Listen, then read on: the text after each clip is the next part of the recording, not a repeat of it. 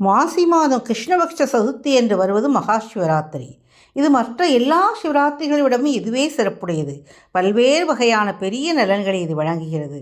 மற்ற சிவராத்திரிகளில் பெறும் எல்லா பேற்றையும் ஒரு சேர வழங்குவதால் இது மகா சிவராத்திரி என்று போற்றப்படுகிறது.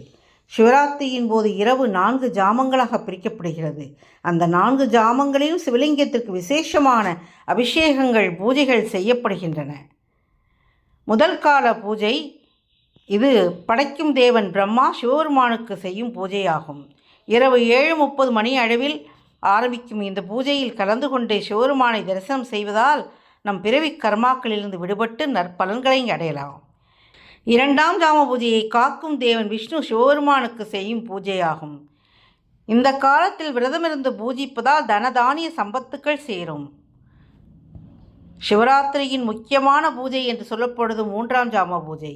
இந்த பூஜை சக்தியின் வடிவமாக அம்பாள் சிவனை பூஜிப்பதாகும். இந்த காலத்தை விரதமிருந்து பூஜிப்பதால் எந்தவித தீய சக்தியை நம்மை அண்டாமல் இருக்க சக்தியின் அருள் கிடைக்கும்.